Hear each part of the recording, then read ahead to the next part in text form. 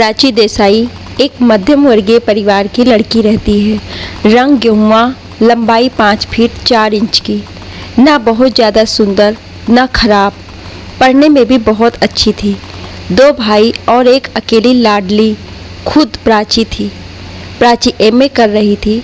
उसका मन था पढ़ लिख कर अपने पैरों पर खड़ी हो जाएगी, तभी शादी के बारे में सोचेगी, क्योंकि उसके पापा लड़के देखना शुरू कर दिए थे। प्राची स्वभाव से सरल और शालीन थी। बेझिझक वह अपनी बातों को किसी के सामने नहीं बोल पाती थी। सीधी सी कम बोलने वाली लड़की थी। हमेशा इसी चक्कर में रहती थी कि उसकी कोई बात सामने वाले को बुरी ना लग जाए। प्राची के भाई उसे बहुत प्यार करते थे। उसकी पसंद नापसंद के लिए हमेशा परेशान रहते थे। जैसा कि हर पिता अपनी राजकुमारी के लिए राजकुमार ढूंढते हैं, वैसे ही प्राची के पिता भी अपनी बेटी के लिए राजकुमार ढूंढ रहे थे। प्राची अपनी माँ और भाई से ज़्यादा खुलकर बात करती थी और हमेशा कहती है, मम्मी मुझे अभी शादी नहीं करनी है, पापा को आप बोल दो मम्मी। प्राची, तू जानती है तेरे पापा के आगे किसी की नहीं चलती है, फिर भी मैं बात करूँगी। भाई भी चिढ़ा देते प्राची को। ओए पागल, तू अपने घर जाएगी तभी तो हम अपनी दुल्हनियाँ लाएंगे, वरना तू परेशान करेगी ननद बनकर। प्राची हाथ में चप्पल ले दौड़ा लेती थी मारने के लिए।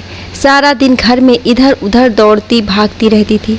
एक दिन प्राची के पापा एक रिश्ता पसंद कराए, साथ में लड़के की फ़ोटो लेकर आए। प्राची के भाइयों का नाम था अजय और विनय। पापा ने अजय और विनय को फ़ोटो दिखाकर बोला, लो भाई देख लो अपनी बहन के लिए लड़का कैसा है। अजय ने कहा, पर पापा प्राची पढ़ना चाहती है तो रहने देते हैं, बाद में देख लेंगे। पापा ने कहा, हाँ पर आजकल अच्छे रिश्ते मिलते कहाँ हैं। लड़का दिल्ली में बिजली विभाग में इंजीनियर है और ऊपर से सरकारी नौकरी है।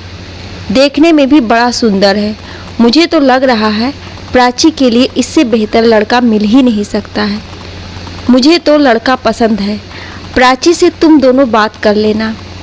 दोनों भाई चुपचाप पापा की हाँ में हाँ मिला दिए। फ़ोटो लेकर प्राची के पास पहुँचे।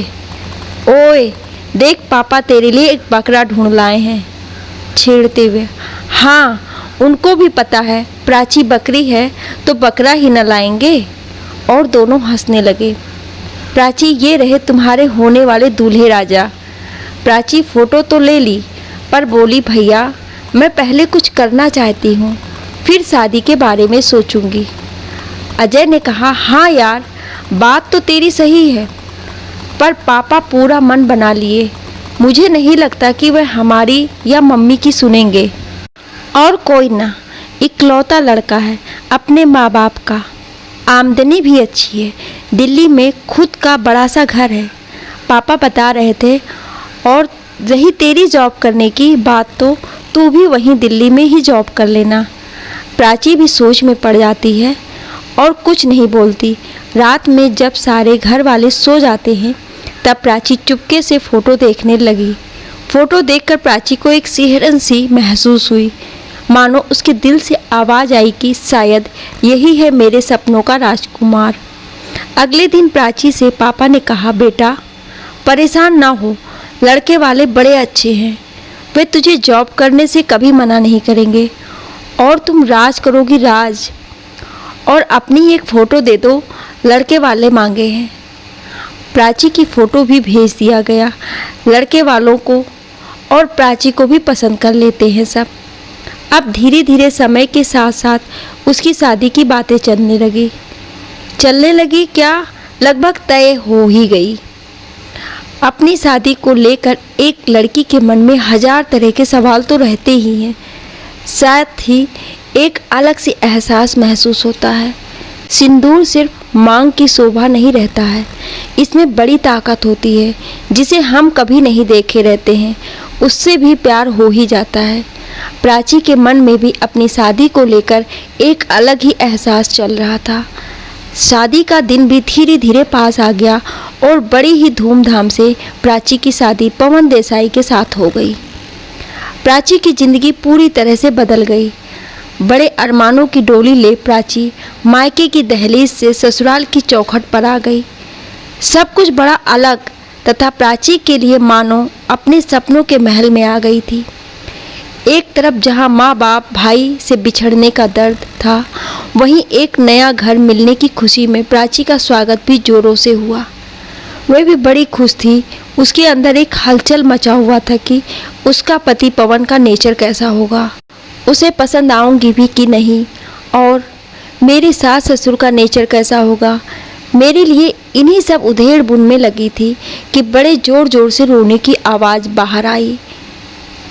प्राची दरवाजे की ओर से झांक कर देखने लगी तो देखती क्या है कि उसका पति पवन अपनी मम्मी को गोद में लेकर रो रहा है और बार बार आई लव यू मम्मा चिल्ला रहा है।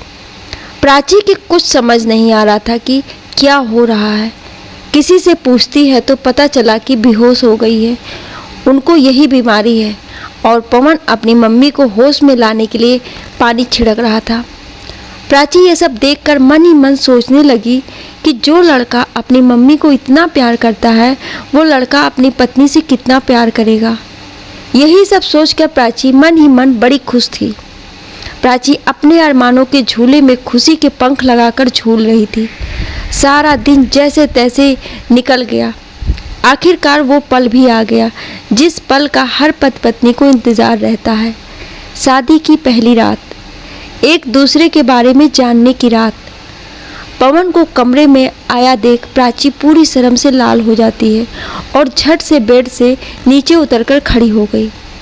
पवन ने बड़े प्यार से प्राची को बेड पर बैठाया और पूछता है कि प्राची, तुम खुश हो ना? प्राची, जी हाँ, मैं तो धन्य हो गई आपको पाकर, क्योंकि मैंने देखा जिस तरह से आप मम्मी जी के लिए परेशान थे ना, मुझे बहुत ही अच्छा लगा और बड़ी खुशी हुई। जो अपनी मम्मी से इतना प्यार करता है, वह मुझसे कितना प्यार करेगा। कहते कहते प्राची रुक गई। पवन, हाँ प्राची, मम्मी मेरी जान है। मेरे लिए सबसे पहले मम्मी है, उसके बाद ही और कोई रिश्ता है। मैं उनको जान से ज़्यादा प्यार करता हूँ और अब तुम्हें भी वही करना है। वे जितना चाहे उतना ही करना, अपनी मर्जी ना चलाना, समझ गई? कड़े शब्दों में पवन बोला। इतना सुनते ही एक पल के लिए तो प्राची को बड़ा अजीब सा लगा, क्योंकि पवन ने एक बार भी उसके बारे में बात नहीं किया और ना ही कुछ पूछा। प्राची ने हाँ में जवाब दिया। क्यों नहीं, बिल्कुल, मैं अपनी पूरी कोशिश करूँगी, परिवार में सबको खुश रख सकूँ। पवन ने हाँ हाँ, ऐसा ही होना चाहिए। फिर प्राची को गले लगाकर चूमने लगा। प्राची के दिल की धड़कन तेज हो गई थी। पवन प्राची को अपनी बाहों में भर के प्यार करने लगा, लेकिन प्राची को पता नहीं क्यों डर सता रहा था। दोनों एक दूसरे के आगोश में समा गए। पवन को तो नींद आ गई, पर प्राची को नींद नहीं आई। वही ससुराल में पहली सुबह ही अगर देर से उठी तो सब क्या सोचेंगे उसके बारे में। उसके मन में इसी डर ने उसे सोने नहीं दिया। सुबह जल्दी से उठकर प्राची नहा धोकर तैयार हो सासू माँ के पास पहुँच गई। पैर छूकर आशीर्वाद ले आगे और क्या करना है पूछने लगी। प्राची की सास बहुत ही स्ट्रिक्ट थी, या यूं कहें कि उनकी मर्जी के बिना एक पत्ता भी नहीं हिलता था। प्राची की ननद भी बहुत ही स्ट्रिक्ट थी। धीरे धीरे समय के साथ साथ प्राची के लिए अब घर का माहौल पुराना सा लगने लगा और सबका स्वभाव भी प्राची को पता चल चुका था। प्राची सारा दिन दौड़ भाग करती थी, सबकी इच्छाओं का सम्मान करती थी। कभी सास का काम, कभी ससुर जी का और कभी ननद का। किसी के काम में जरा देरी होती थी, सासू माँ के ताने और आलोचनाएं सुनने पड़ती थी। चुपके चुपके रात में रोती रहती थी। कभी कुछ पवन से कहना चाहती तो नहीं कह पाती थी। कहे भी तो कैसे? पवन मम्मी का लाडला था, कुछ भी नहीं सुनता। धीरे धीरे प्राची को इन सब की आदतें होने लगी। काफ़ी समय के बाद प्राची के भाई प्राची को मायके लिवा लाए। अब तो प्राची वापस आई थी, वह पूरी तरह से बदल चुकी थी। प्राची की मम्मी परेशान रहती और बेटी को गोद में लेकर पूछती, क्या हुआ बेटा, तू पहले से इतनी शांत क्यों रहती है? क्या कोई दिक्कत है? मुझे तो बता। प्राची कुछ जवाब नहीं देती। प्राची को लगता था कि अभी मैं पहली बार गई थी, शायद इसलिए उसको प्रॉब्लम हो रही थी। समय के साथ साथ सब कुछ बदल जाएगा। प्राची सारा दिन पवन के फ़ोन का इंतज़ार करती थी, पर पवन कभी भी प्राची से बात नहीं करता था, और जब प्राची फ़ोन करती तो प्राची की सास बात करती थी। अब धीरे धीरे प्राची को ये सब खटकने लगा, अंदर ही अंदर घुटन सी होने लगी, पर कहे भी तो कैसे। प्राची का दर्द माँ को, उसके पापा को और भाइयों को बखूबी दिख रहा था। प्राची अपने पापा से कहती थी, पापा आपको मेरी शादी नहीं करना चाहिए था। पापा भी चुप हो जाते थे। एक दिन पवन के पापा प्राची को लेने के लिए आते हैं। प्राची भी खुशी खुशी जाती है। उसे लगता है कि इस बार मुझे ससुराल में पहले की तरह कोई प्रॉब्लम नहीं होगी। प्राची फिर से पहुंच जाती है अपने घर ससुराल में। प्राची के लिए वहाँ का माहौल पहले से भी खराब मिला। पवन हमेशा अपनी मम्मी के गोद में सिर रखकर सोया करता था। प्राची से बात करने के लिए उसके पास समय नहीं था। ऑफिस से घर वापस आकर मम्मी पानी देना आवाज़ लगाता, तब तक प्राची भागकर पवन के पास पानी लेकर पहुंच जाती, पर पवन को बिल्कुल भी पसंद नहीं आता और वह चिल्ला पड़ता, पानी मैंने मम्मी से मांगा था, तुझसे नहीं। तेरे पास दिमाग है या मायके भूल आई है? प्राची को यह सब कुछ बड़ा अजीब सा लगता। रात में प्राची पवन का इंतजार करते करते सो जाती। सुबह जल्दी से उठकर पवन को ढूंढती तो पवन मम्मी के पास सोया हुआ रहता। प्राची के पूछने पर कि आप यहाँ पर क्यों सोए हैं, तो बोलता, बचपन से यहीं सोने की आदत है ना, इसलिए दूसरी जगह पर नींद नहीं आती। अब प्राची के सब्र का बांध धीरे धीरे टूटने लगा और वह बोल पड़ती थी, और फिर तो घर में भूचाल आ जाता था। पवन अब प्राची पर हाथ उठाने लगा, बात बात पर थप्पड़ रसीद कर देता था प्राची के गाल पर। प्राची की जिंदगी अब बद से बदतर होने लगी थी। सारा दिन नौकरानी की तरह काम करती थी, सास ससुर की सेवा में लगी रहती थी, और जरा सा कुछ इधर उधर होता तो सिर्फ ताने गालियां ही मिलती थी। प्राची को अपनी किस्मत पर रोना आता। एक दिन प्राची सज धज कर पवन के आने का इंतजार कर रही थी। पवन के आते ही भागकर पवन के पास जाती है और पवन को गले से लगा पूछती है कि पवन, आपको मुझसे कोई शिकायत है तो कहिए ना।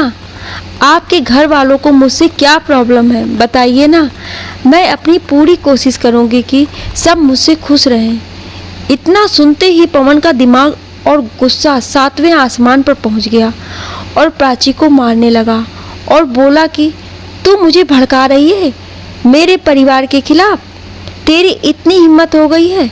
प्राची के रोने और चिल्लाने की आवाज़ पूरे घर में गूंज उठी, पर किसी के दिल तक नहीं जाती थी।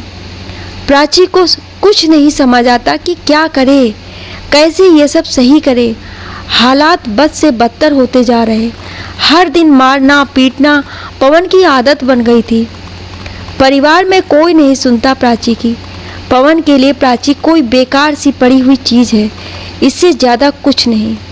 एक दिन अजय, प्राची का भाई, दिल्ली घूमने के लिए गया और सोचा कि अब यहाँ तक आया हूँ तो अपनी बहन से मिलता जाऊँ।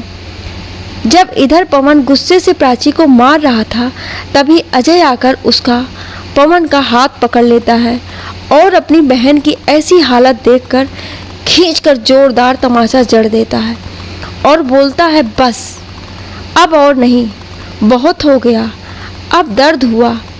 अब तो मानो आसमान से बादल फटकर जमीन पर आ गिरा। पवन की मम्मी, ले जा तू अपनी बहन को यहाँ से। पता नहीं किस जन्म का बदला लिया गया है तुम लोगों ने, जो इसे हमारे पल्ले बांध दिया। मुंह बनाकर, ना शक्ल ना सूरत, देख कर ही उबाल आता है। पवन, अब तो तुम दोनों भाई बहन चुपचाप यहाँ से चले जाओ, वरना अच्छा नहीं होगा। अजय, अबे जा, मेरी बहन 1 मिनट भी नहीं रहेगी यहाँ पर, कहकर प्राची को बोलता है, तू अभी चल यहाँ से, तुझे अब 1 मिनट भी यहाँ नहीं रहने दूंगा। दोनों भाई बहन वापस वाराणसी आ जाते हैं। अजय, लो पापा, मन भर गया ना अपनी बेटी को इस हालत में देखकर। गुस्से में मना कर रहा था मैं, अभी रहने देते हैं, क्या ज़रूरत है शादी की। पर नहीं, बड़ा लायक दामाद ढूंढे थे ना। देखो अपनी बेटी को। प्राची के पापा और मम्मी बस रोए जा रहे थे अपनी बेटी को देखकर। प्राची तो बस शून्य सी हो गई थी, कुछ नहीं समझ पा रही थी कि आगे क्या होगा, क्या करे। समय अपनी रफ्तार से चल रहा था। 1.5 महीने बीत चुके थे प्राची को आए, पर ससुराल से किसी ने भी जानने की कोशिश नहीं की प्राची कैसी है। कुछ दिनों बाद प्राची को मिचली चक्कर आने लगा। डॉक्टर को दिखाने पर पता चला कि प्राची प्रेग्नेंट है। प्राची की खुशी का ठिकाना नहीं था, उसके पैर जमीन पर नहीं पड़ रहे थे। उसे अभी भी उम्मीद थी कि बच्चे के आ जाने से मेरा और पवन का रिश्ता सुधर जाएगा। मम्मी, मैं ये खुशखबरी पवन और अपने परिवार वालों को देना चाहती हूँ। मम्मी, ठीक है बेटा, एक कोशिश करके देख लो, क्योंकि बच्चे के आ जाने से पति पत्नी का रिश्ता और भी मजबूत होता है। देखते हैं ये लोग क्या करते हैं। प्राची बड़ी हिम्मत जुटाकर पवन को फ़ोन करती है। पवन, हेलो, कौन? प्राची। पवन, मैं प्राची। पवन, तेरी हिम्मत कैसी हुई यहाँ पर फ़ोन करने की? प्राची। पवन, आप पापा बनने वाले हैं, मैं प्रेग्नेंट हूँ, हम दोनों एक दूसरे को एक और मौका नहीं दे सकते? पवन, मेरा तुमसे और बच्चे दोनों से कोई लेना देना नहीं है, और सोचना भी मत वापस आने की। पता नहीं किसका पाप मेरे मत्थे मरना चाहती है, और आइंदा से मुझे फ़ोन मत करना, नफरत है मुझे तुमसे, कहकर पवन ने फ़ोन काट दिया। प्राची जोर जोर से रोने लगी और कहती है कि अब मैं क्या करूं, कहाँ जाऊं, किसके सहारे जीऊं। दोनों भाई, प्राची के पापा मम्मी, सब प्राची को अपने बाहों में लेकर रोने लगे। प्राची को अब अपने बच्चे की चिंता सताने लगी। प्राची के पापा अंदर ही अंदर रोज मरते। एक दिन प्राची के नाम का लेटर आता है। प्राची खुशी से उछल पड़ी, उसे लगा पक्का पवन का ही होगा। आखिरकार अपनी गलती का एहसास हो ही गया पवन को। सोचते हुए लेटर खोलती है तो हैरान हो जाती है, उसके हाथ से लेटर छूटकर नीचे गिर गया। अब अजय ने लेटर देखा तो कोई लेटर नहीं बल्कि तलाक का पेपर था, और उस पर पवन के सिग्नेचर भी। अजय भी हैरान हो गया, उसे भी कुछ समझ में नहीं आ रहा था कि क्या करे, प्राची को क्या समझाए, कौन सा संतावना दे। हमारे देश में, हमारे समाज में तलाक शब्द किसी अभिशाप से कम नहीं माना जाता है। तभी तो लड़कियां 1000 दुख सह लेंगी, लेकिन तलाक शब्द से ही डर जाती हैं। प्राची के तलाक की खबर आग की तरह पूरे मोहल्ले में फैल गई। जितने मुंह उतनी बातें।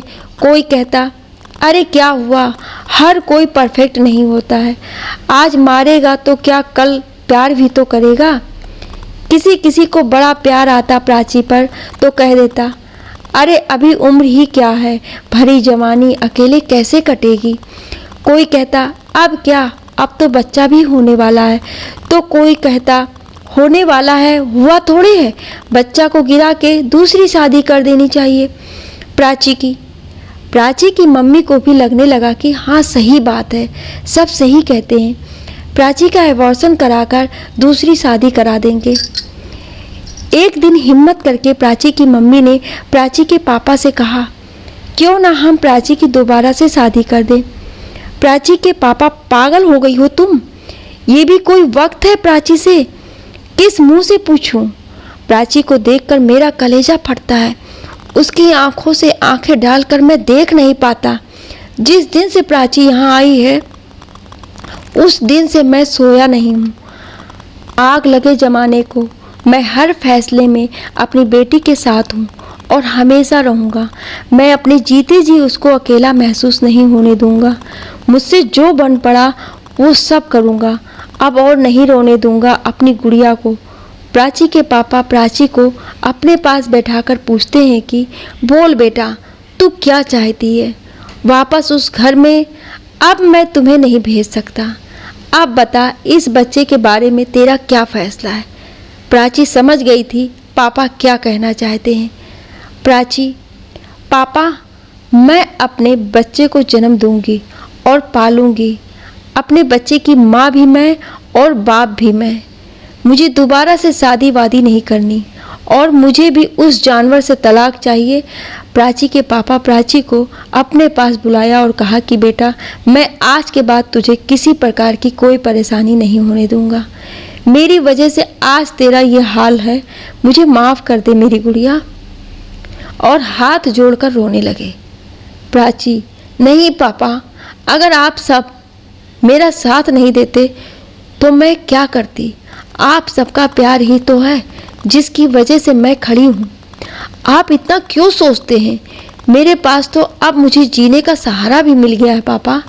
मेरी कोख में पल रहा मेरा बच्चा और मैं अपने बच्चे को जन्म दूंगी पापा, और माँ बाप दोनों बनकर अपने बच्चे को पालूंगी पापा। प्राची को अपलक देखते रह गए और बोले कि आज मेरी गुड़िया कितनी बड़ी और समझदार हो गई है। अब मुझे भी कोई डर नहीं। तुझे जो भी करना है तू कर, मैं तेरे हर फैसले में तेरा साथ दूंगा। प्राची, थैंक यू पापा कहकर पापा से लिपट कर रो पड़ी। धीरे धीरे समय बीतता गया और 9 महीने बाद प्राची को बड़ी सी प्यारी बेटी पैदा हुई। पूरा परिवार खुशी से झूम उठा। प्राची अपनी बेटी को गोद में लेकर चूमने लगी और बोली, मैं तेरी माँ भी हूँ और पापा भी। अकेले ही मैं तुझे पाल पोस कर बड़ा करूँगी और दिखा दूँगी सबको कि मुझे किसी पुरुष के सहारे की ज़रूरत नहीं। प्राची के दोनों भाइयों की भी शादी हो गई थी। प्राची भी अपनी पढ़ाई पूरी कर चुकी थी और एक स्कूल में पढ़ाने लगी। प्राची बड़ी अच्छी टीचर थी। एक दिन प्राची ने अपने पापा से कहा कि पापा, मैं सोच रही थी कि मैं एक किराए पर घर ले लूं। मैं कब तक ऐसे रहूंगी। मैं अपना अलग से एक घर अपनी बेटी के लिए बनाना चाहती हूँ। पापा कुछ भी नहीं बोले और चुपचाप वहाँ से कहीं चले गए। और शाम को जब वापस आए तो उनके हाथ में कोई पेपर था और प्राची को लेकर बोले, ये ले बेटा अपना घर। अब किराए पर घर लेने की कोई ज़रूरत नहीं है। प्राची ने देखा पापा ने अपना दूसरा वाला घर प्राची के नाम कर दिया है। प्राची के तलाक का केस दर्ज हो गया था और जब जब सुनवाई होती प्राची जाती थी। प्राची की बेटी भी 3 साल की हो गई थी और अब तो वो भी कभी कभी पूछती थी, मम्मी पापा कहाँ हैं, हमारे साथ क्यों नहीं रहते। प्राची कुछ जवाब नहीं देती और इधर उधर की बातें बनाकर बेटी को बहका दिया करती थी और अकेले में बैठकर जोर जोर से रोती थी और सोचती थी कि क्या करूं, मैं अपनी बेटी को कैसे समझाऊं। प्राची की तलाक की हियरिंग थी और उसे जाना था। बेटी की तबीयत भी खराब थी तो प्राची ने सोचा कि चलो बेटी को भी साथ ले चलते हैं। इधर प्राची अपनी बेटी और पापा के साथ गई थी और उधर पवन अपनी माँ के साथ आया था। पवन पहली बार देखा कि प्राची के साथ छोटी सी बच्ची भी है और वह ध्यान से उसकी तरफ देखने लगा और मन ही मन सोचने लगा कि कहीं मेरी प्राची की बेटी का नाम स्वीटी था। प्राची ने अपनी बेटी से कहा कि तू बार बार पूछती हो पापा के बारे में ना, ये है तेरे पापा। इन्होंने मुझे उस वक्त छोड़ा था जब तू 1 महीने की मेरे पेट में थी। गुस्से में प्राची पवन की तरफ देख रही थी, लेकिन पवन को तो मानो कोई फर्क ही नहीं पड़ा। स्वीटी भी धीरे धीरे बड़ी हो रही थी और अपनी उम्र से ज़्यादा समझदार भी थी। स्वीटी भी स्कूल जाने लगी थी और वह अपनी मम्मी की भावनाओं को समझने लगी थी। उसे भी समझ में आ रहा था कि मेरे पापा कैसे हैं। अब स्वीटी अपनी मम्मी से पापा के बारे में नहीं पूछती थी, पर हमेशा चुप चुप रहती थी, अंदर ही अंदर घुट रही थी और उसकी ये घुटन प्राची से नहीं छुपा। वह अपनी बेटी के मन को पढ़ चुकी थी और उसने सोचा कि क्यों ना एक बार पवन से बात करे। पति ना सही पर वह मेरी बेटी का बाप तो है। प्राची ने पवन को फ़ोन किया और बोली, स्वीटी तुम्हारी बेटी है। पवन, हाँ तो। प्राची, तो क्या, वह तुमसे बात करना चाहती है। जैसे सबके पापा रहते हैं वैसे वह भी तुम्हारे साथ रहना चाहती है, मगर मैं नहीं रहना चाहता हूँ। अभी प्राची की बात पूरी नहीं हुई थी कि पवन बोल पड़ा, पवन मैं नहीं रहना चाहता हूँ तुम्हारे साथ। तुमने मुझे नहीं बताया था स्वीटी के बारे में। प्राची, अच्छा क्या बताती मैं? मैंने अपनी प्रेगनेंसी के बारे में बताया तो तुमने क्या कहा था, याद है पवन? हाँ, पर मैं अब तुम्हारे साथ नहीं रहना चाहता हूँ प्राची। पर हाँ, एक काम हो सकता है, तुम स्वीटी को मुझे दे दो, मैं उसकी हर ज़रूरत पूरा करूँगा। चुप करो, आगे एक शब्द भी नहीं बोलना। स्वीटी मेरी जान है, मेरी जहान है, उसके बिना मैं पल भी नहीं जी सकती हूँ, मेरे जीने का सहारा है। आज तो तुमने कहा, आगे कभी सोचना भी मत। स्वीटी सिर्फ मेरी है। मुझे लगा था थोड़ी सी गैरत तुम्हें अभी भी बची होगी, पर नहीं, मैं गलत थी और गलती कर दी फ़ोन करके, कहकर फ़ोन रख दी। स्वीटी अपनी मम्मी की सारी बातें सुन रही थी। फ़ोन रखकर प्राची ज़ोर ज़ोर से रोने लगी। तभी स्वीटी आकर अपनी मम्मी के आंसू पोंछने लगी और बोली, मम्मा मुझे नहीं चाहिए पापा, मैं आपके साथ ही खुश हूँ, आप बस चुप हो जाओ, मुझे सिर्फ आपके साथ रहना है।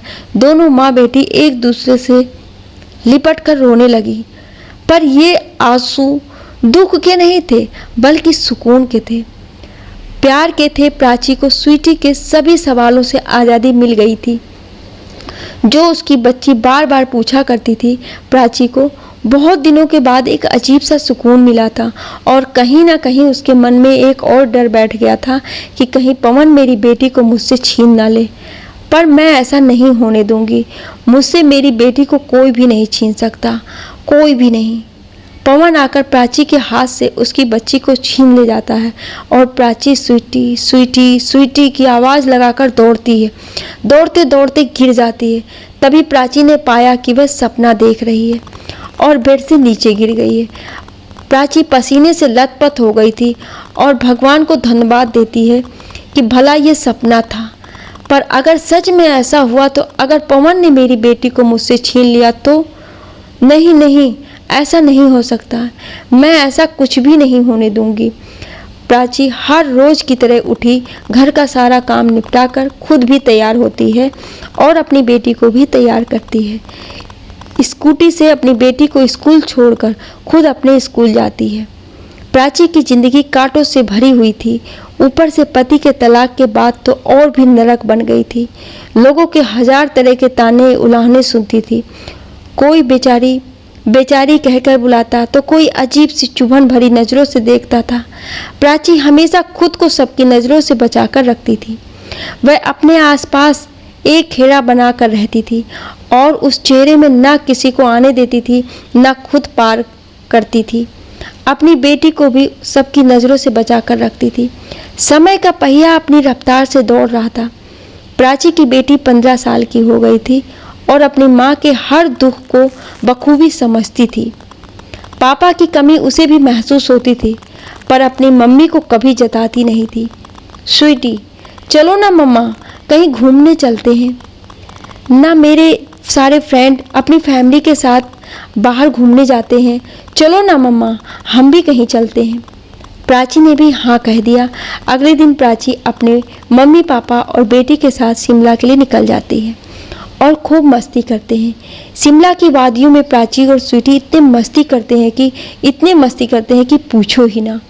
मानो प्राची का बचपन फिर से वापस आ गया था। वहीं पर दूर बैठे प्राची के पापा और मम्मी खुशी के मारे उनकी आंखें भर गई। आपस में बातें करते हैं, एक अरसे बाद हमारी बेटी इतनी ज़्यादा खुश है, हे भगवान हमारी बेटी को किसी की नज़र ना लगे। बहुत दुख देखा है हमारी गुड़िया ने, पर अब और नहीं। प्राची के पापा ने मम्मी के कंधे को हल्का सा दबाया और कहा, तुम चिंता मत करो, हमारी बेटी अब वो प्राची नहीं जो हल्के से हवा के झोंके से डर जाएगी। अब वो चट्टान बन चुकी है, बड़े से बड़ा तूफान भी उसका कुछ नहीं बिगाड़ सकता है। मम्मी हाँ सच कहा आपने, और अपनी आंखों से बहते हुए आंसू को पोंछने लगती हैं। प्राची स्वीटी चलो बच्चा कुछ खा लेते हैं।